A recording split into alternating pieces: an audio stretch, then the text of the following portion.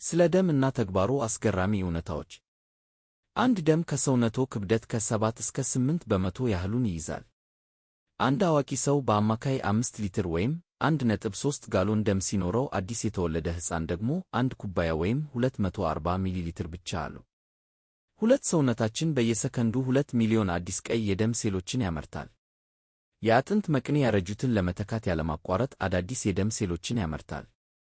ቀይ የደም ሴሎች የሚኖሩት ለ120 ቀናት ሲሆን ነጭ የደም ሴሎች ደግሞ ከጥቂት ቀናት እስከ ዓመታት ሊቆዩ ይችላሉ።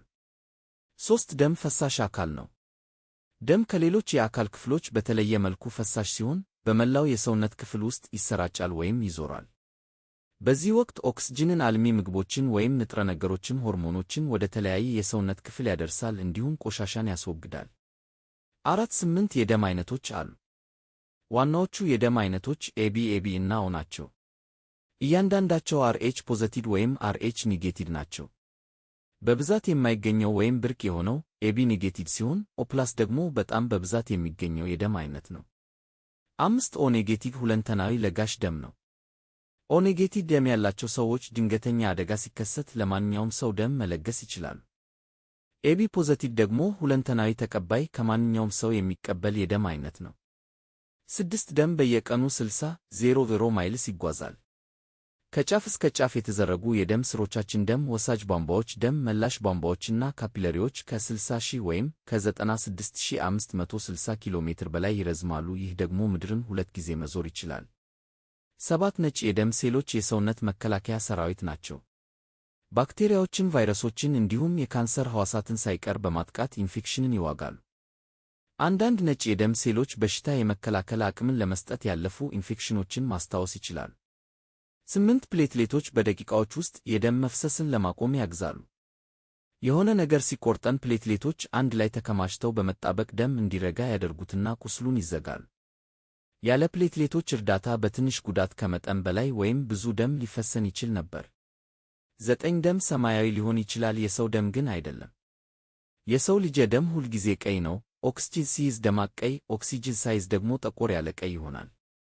እንደ ኦክቶፐስ እና ሆርስሹ ክራብስ ያሉ አንዳንድ እንስሳት በሄሞሲያኒን በኮፐር ላይ የተመሠረተ ፕሮቲን ምክንያት ሰማያዊ ደም አላቸው። ልብ በሕይወት ዘመንዎ 1.5 ሚሊዮን በርሜል የሚሆን ደም ትረጫለች። ይህ ልብ የምትረጨው ደም 200 ትሬን ታንክ መኪናዎችን ለመሙላት በቂ ነው። አንድ ደም የሰውነት ሙቀትን ለመቆጣጠር ሙቀትን ይይዛል።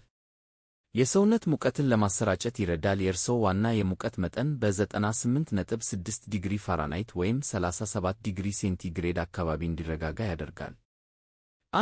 አንዳንድ ሰዎች ወርቃማ ወይም አረንጓዴ ቀለም ያለው ደም አላቸው። እንደ ሰልፍ ቲሞግሎቢኒሚያ ያሉ ያልተለመዱ ችግሮች ደም አረንጓዴ እንዲመስል ሊያደርጉ ይችላሉ። በመድኃኒቶች ውስጥ የሚገኘው ጎልድ ሶልት ደግሞ የወርቅ ቀለም እንዲኖረው ሊያደርግ ይችላል።